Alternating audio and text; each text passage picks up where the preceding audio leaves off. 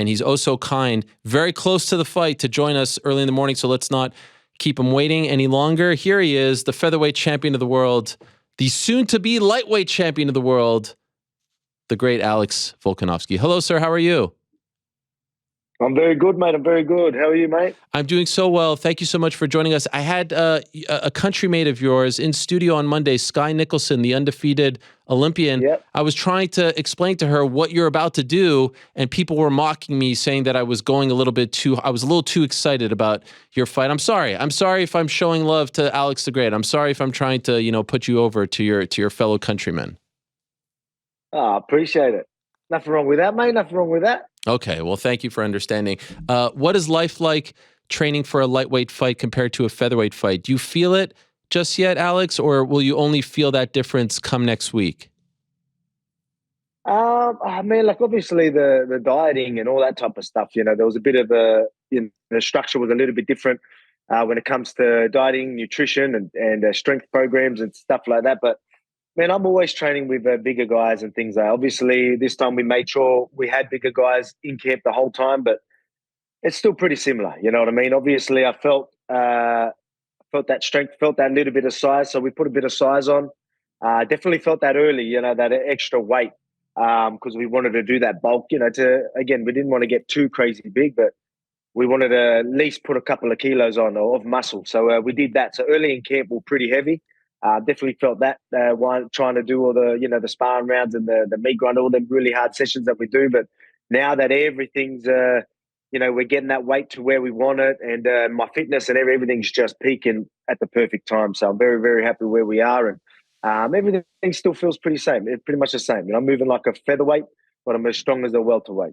Could I ask how much you weigh right now? How much I weigh now? About 77 kilograms.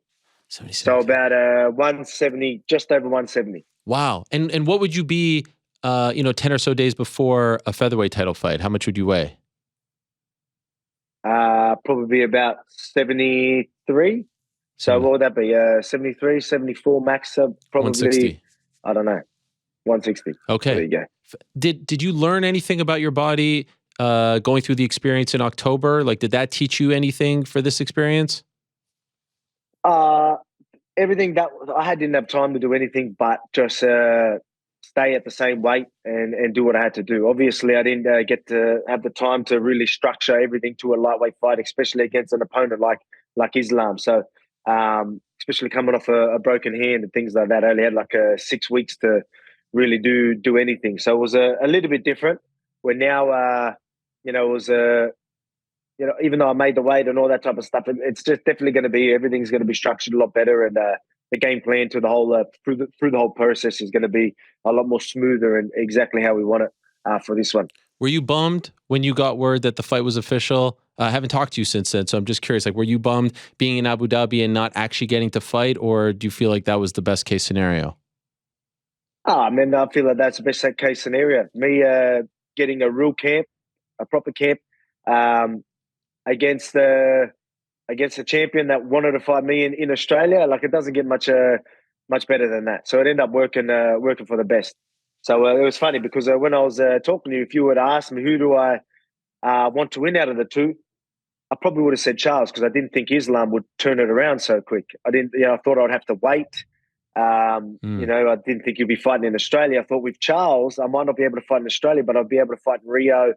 In the January, I could fight straight away. So I thought that would be the better scenario. But then Islam gets his hand raised and says he wants to, fight me in Australia. And I was just like, man, it couldn't have worked out any better. At the end of the day, I try. A lot of people are going to sit there and want to pick who and that. But for me, it's all about timing and all that type of stuff. Again, I don't care who's in front of me. I'm gonna prepare accordingly, do what I need to do. But I just want the timing and everything else to fit. Right now, I'm glad it's Islam because it's in Australia. Not just that, I feel like fighting someone like Islam for the legacy is going to be huge as well. So I'm very glad with how everything is right now. How about him calling you the short guy, the little man, or something like that? I mean, did you take offense to any of that?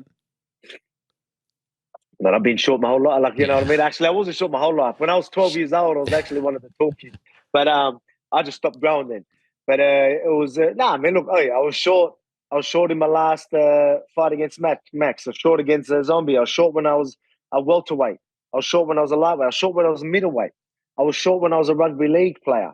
When I was playing in the front row, I was very short for that position I played. Semi-pro, even the representative teams that I played for, I was always short, and that never mattered. Never mattered that people say I'm short and all that, but I guarantee you, when they're playing me or when they're in the octagon with me or when they're training with me, no one says I'm undersized. You know, and if they do, they're going to be embarrassed by how well I did against them or how much I kicked their ass. So, you know what I mean? It's fine. You know what I mean? If he, I think it's just, look, he's a pretty respectful dude. That's just, I don't know. I think that's just his way of maybe a little bit of trash talk or whatever it is. Whether he really feels like, this guy's just too small, he's going to be weak and all that type of stuff, he's going to be in for a rude shock. But I think he's got a pretty clever team to understand that ain't no pushover. But if he does think that, mate, he's going to have a wicked surprise. What about that flex on your part a couple of weeks ago where you guys do the face-off in front of a mural of your face? I mean, that's just a way to be like, yo, you're in my territory. This is my country. Was that your decision to do it over there? Oh, no, it wasn't. No, it wasn't. You should take credit for it. It was, yeah, like that. That's just, yeah, I should. Yeah. It was cool though. Like, but I mean, it's cool to have the mural there, right? It was unreal. But again, yeah, we are in Australia. That's just how it is, But credit to him for wanting to take it on here. He knows that I'm going to have a crowd cheering for me and all that type of stuff. He was lucky enough to have that in his couple of his last fights, but now he's in hostile territory. Now he's in Australia. Crowd's going to be insane, but at the end of the day, everyone's just going to enjoy the show. So none of that really matters. At the end of the day, we're going to be in the octagon together, whether it's my hometown and all that type of stuff. It's just going to make the win even bigger for me when I get my hand raised. So that's what I'm looking forward to. But I mean, I'm expecting the same Islam that stepped in the octagon the last few times. It's been a while that you're the underdog, especially this kind of underdog. You like that spot? Yeah, I like it, man. I'm all good with it. Again, it's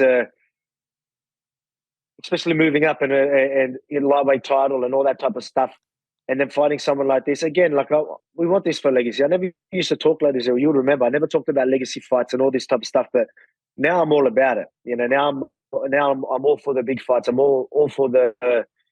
I love the underdog story. I love that. People are again being the underdog and people saying I'm undersized and all that type of stuff. That just adds to the story and it's going to add to the victory. When you talk about legacy, winning a belt, the champ and all that type of stuff. Yeah, that's cool. But beating guys like Islam while doing that is that's different. Not many people can really say they moved up and won a title off a opponent like Islam. You know what I mean? But again, the way people are talking. It's funny. People, like, as they say, people quickly forget. You know what I mean? But at the end of the day, they'll forget again when I get my hand raised. They'll be like, "Oh yeah." And then again, as I've been saying, I've said this a few times. I don't know if I've already said it to you, but there's a narrative right now that some people, obviously, there's a lot of people rooting for me. Know I can get the job done because they've seen what I do and they know what I'm capable of. So they're ready to back me. But there's going to be a lot of people that are going to doubt me, which I love. And all that type of stuff, you know what I mean? The undersized, too good to go, the Dagestani wrestling and all this type of stuff. That's good. But just remember that. Don't change the narrative when I get my hand raised. You know what I mean? That's something that I need people to understand because, it's funny. People will sit there, say all this stuff, something happens. He didn't fight anybody. It was his first defense. All of a sudden, they're taking away that victory, acting like he isn't that person that they said he was before the fight. Just remember what you're saying he is now. You're putting him on that pedestal, keep him there, even if I get my hand raised. Don't change that bullshit. I love it. I absolutely love it. You got to watch him in person. He has looked incredible. He has looked very dominant. Could you tell me the weaknesses that you see in his game? Look, obviously, we know where the advantages are going to be for me and where the advantages he's going to have. Yet he wants it on the ground and I want it on the feet. It's pretty simple. And for people to, people are going to be like, his striking's underrated. It definitely is. If you're looking at just combos and all that stuff, it's not the prettiest. It's not like he has the best setups and things like that, but it's still calculated. He's not going to take unnecessary risks. He's not going to put himself too much out of position majority of the time. Maybe when he chooses to strike and things like that, he does. But a lot of the time he's a bit defensive, and he'll wait for the right time to shoot and all that time. So he's calculated, the same as how Khabib was, and a lot of these Dagestani wrestlers and these high level grapplers, which is great. So it's calculated. It is underrated, but at the same time, you got to remember my striking. You know what I mean? I understand all these things. I know how to. I can't give too much away, but you can do all these things. I'm aware of what you want to do. I'm aware of the patterns. You know what I mean? I totally understand the game. I really do. I understand my style. I understand your style. I've got a great team. You know what I mean? We've got the knowledge, and not just that. I've got the fight IQ to really, really capitalize on things that we see. So there's definitely things that I can capitalize on, and I will. And again, I'm the type of guy that will prepare accordingly to whatever's in front of me. And again, he is a high level grappler, high level wrestler. Again, I've got to put in my head that I got to expect to be taken down, right? If I don't get taken down, all right, yeah, there's a good chance I don't get taken down. My movement, my takedown defense is on point. But mentally, I need to prepare for that. I don't want to sit there and tell myself it ain't going to happen. All of a sudden, I'm there, you start panicking. Nah, I prepare myself that I prepare for the worst every single time. Every time, no matter who I'm in the octagon with. So I'm prepared to go wherever it needs to go. You ain't going to see me panic. If he's shooting, my footwork's going to make it hard. If he does get in on me, I'm going to bounce him off. If I don't bounce him off, he gets me to an ass. I'm gonna frame. I'm gonna get up. I'm gonna scramble. I'm gonna do what I can. You're never gonna see me give up, not even one position. I'm gonna be fighting all the way to the end, and I can do that for 25 rounds. I always prepare accordingly. People need to remember that, and I'm sure he does too. Unless he thinks I'm small, and he's going to be too strong, and he thinks he's just going to grab a hold of me, it's going to be over. If he really does think that, and he's not preparing for me to get back to my feet and put hands on him, it's going to be a good night for Alexander the Great Volkanovski. Are you surprised Khabib won't be in his corner? Yeah, I guess I was at the start, but it doesn't matter. I'm not. Yeah, Islam's still going to turn up. You know what I mean? You can't. For people. I know people push narratives and all that type of stuff. At the end of the day, Islam's a great fighter. He's the one who's going in there and doing his work. And Khabib will tell you that himself. So again, my hand gets raised. Don't be fucking, you know what I mean? These ain't excuses, all right? Like, this is you know what I mean? He's fought plenty of times with Khabib not in his corner and things like that. So I feel like, I'm sure, he'll feel it in preparation and all that, but or maybe fight week and all that. But at the same time, he's done it before, and he's a great fighter. He's going to turn up and show up in the octagon anyway, even if Khabib was there or not. So I'm preparing the same Islam that I've seen. And again, things go how I plan on them going. Yeah, don't change that. Don't start changing narratives and start using all these excuses because it's the guy in front of him that's the problem. I know your belt isn't on the line here, but you were in New York for the MSG card and you saw your good friend Israel Adesanya lose his belt. When you see that as you're preparing for your own big fight, do you take any lessons from that? Does it put you in a place where it's like, I can't let this happen to me? Do you internalize that any way to where it affects you and your career, or are you just solely thinking about your friend and gutted for him?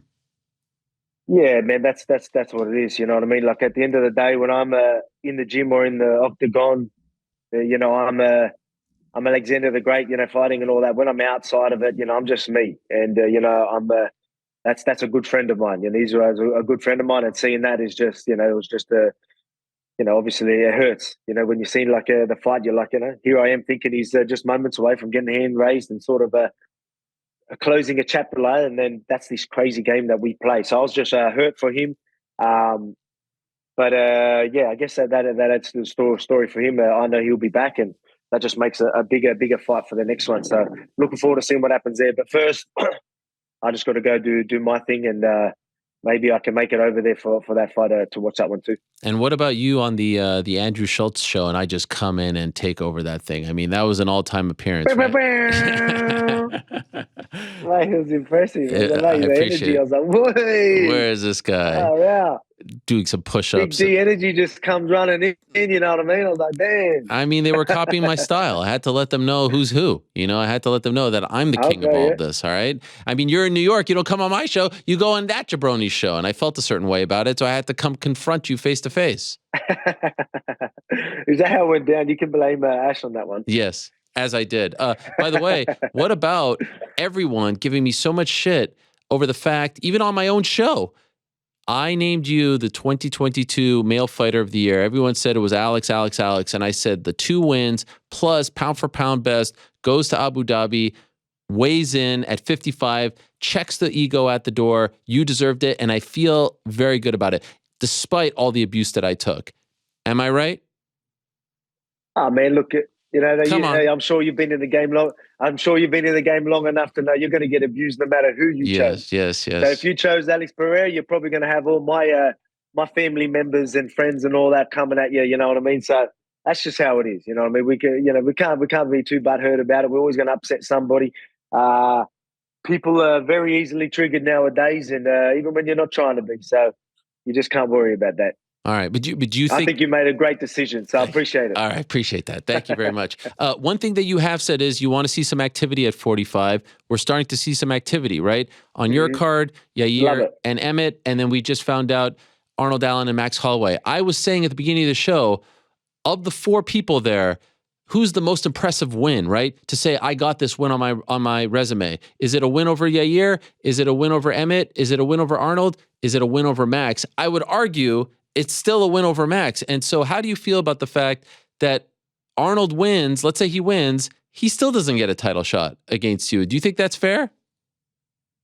I think, he definitely deserves a title shot. It's just weird now with the whole interim thing, right? But hey, I've told you I'm not going to be very active. So you don't need to be waiting longer. He's not going to have to go and sit on the sidelines for too long because I want to be active.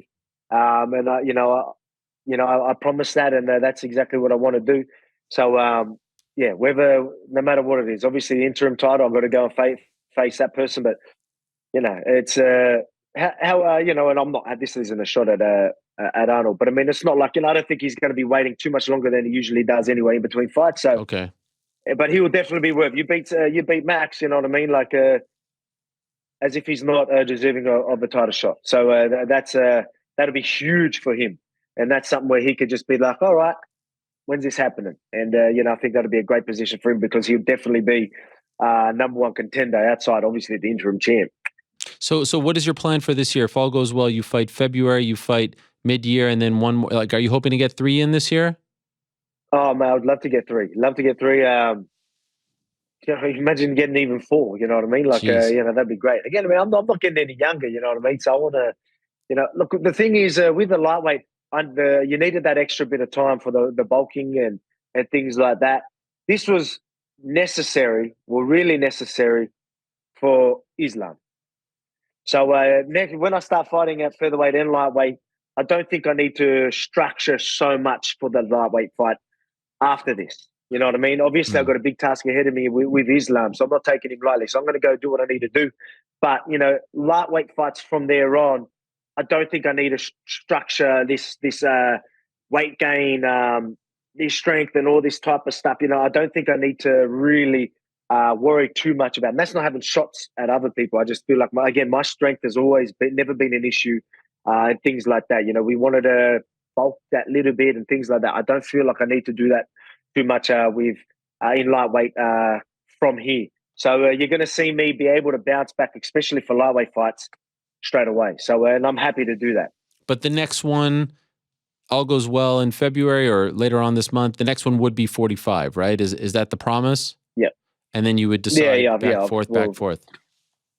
Of course, you know what I mean? I don't think the person that's holding the interim belt's going to want to wait too long. So I want to keep both divisions busy. I promise that, and I'm going to do my best to make sure that happens. You know what I mean? I'm a man of my word. I always have been. I wouldn't be where I am without all that. That's just the type of guy I am. That's why you see me succeeding in what I do, because I do what I have my goals. I plan on doing stuff. I go and do them. I ain't no talk. I'm a man of my word, and I walk the walk. So that's something that I definitely will try my best to do. Two last things for you, and appreciate the time as always. When you envision the fight, what are you thinking? Are you thinking 25 minutes? Are you thinking earlier? What are you feeling right now?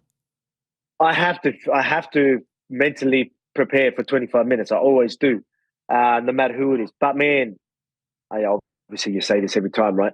But the thing is, with someone like Islam, as I've said this, I need to capitalize on the feet. You know what I mean? I need to make stuff happen. Usually, you got to worry about someone's only chance of winning is a puncher's chance, and you try and take that away from them.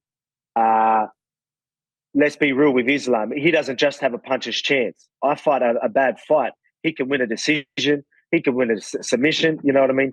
There's more ways to winning for someone like Islam. So we know where he wants to take it, or I know where I need to capitalize. So that's why you're going to see me very dangerous on the feet. And really, when I say capitalize, you're going to see me really, really want to hurt him on the feet. So I really do believe that I can get a finish, even though he's, again, a great fighter and nothing but respect to him. But just where my head's at right now and what I need to focus on, what I need to do, especially in certain positions, that's why I feel like I can definitely get the finish. But I'm mentally prepared for 25 minutes of war. And by the way, I saw this video of you recently. You're snorkeling, and there's like sharks all around you. What is going on over here? Is that legit? Are you really right next to those sharks? And if so, legit. You have first of all, you have a multi-million-dollar career. You've got these big fights. You've got all this going on. What the hell are you? We're showing the video right now. What do you do? How is that possible? And how are you not crapping in your pants being so close to these sharks? They're not too bad. They're all right. That's just a spot near where we live. We just went down there. I was here with Brad Riddell and a couple of guys, training partners, just after hard morning session. Just go there, swim, and swim with the sharks. You know what I mean? It's a beautiful sight. They're pretty chill, man. They're pretty chill. Are you in like a cage or something, or are you literally right next to them? No. You see me. You see me turn the camera, show my face, and I go right down. That's just, we're all doing it. I just wanted to make sure I got nice and close. I wanted people to be able to see the teeth and everything. Just I wanted people to know they're legit sharks, you know what I mean? So I went right down with them, got a good shot, and that's why you end up seeing, and there's like 6 or 7 of them around me. But I mean, they're just chilling. But I mean, it's good content. It is good content. It's a little scary. Would you touch it? Could you touch it? The shark? You're not allowed, so they're endangered. Okay. So I'll leave it at that. Okay, and could they kill you? Are they those kinds of sharks? Oh man, look, they're not aggressive sharks. Has people been attacked from them before? I'm sure they have. Yeah, I'm sure they have. I'm sure that they can be dangerous, but I mean they're usually pretty chill, so they're good. You know what I mean? Like people swim with them in Australia. Mate, that's Australia. You know what I mean? We wrestle in crazy. We don't have alligators. We're wrestling crocodiles and swimming with sharks and holding poisonous snakes. That's what we do. So, mate, while we're in there, you've got kids swimming with these sharks over there and that as well. Your wife is okay with this? Your wife's okay with this? Yeah, she's all good. Wow. She's all good, yeah. Jeez Louise. Well, I wouldn't put myself, if I thought the chance of me getting attacked this close to a fight, you wouldn't see me in there. Could it happen? Yeah. But I mean, me jumping into cars every day is a lot more dangerous than me swimming with them sharks. All right. Well, you're a different kind of breed, and that's why we love you. I wish you the best, Alex. Thank you so much for doing this. Good luck to you. Can't wait next Saturday. On the verge of making history. It's obviously happened with Conor, 45 and 55, but as we know, didn't defend them. You want to defend them. I think that's part of the legacy as well. So go out there, get it done. Well done, my friend. Good luck. Can't wait to see it. Thanks as always. All right. Thank you. Yeah. So as I said before, I don't have too much time on my hands, but it's my time. We're going to make it all happen. Let's go. Let's go. Male Fighter of the Year 2022 and soon to be 2023. There he is, the great Alex Volkanovski. And golly, if he does it, if he wins on February 11th, I mean, could we just put it in stone? Male Fighter of the Year 2023, back to back like Nikola Jokic.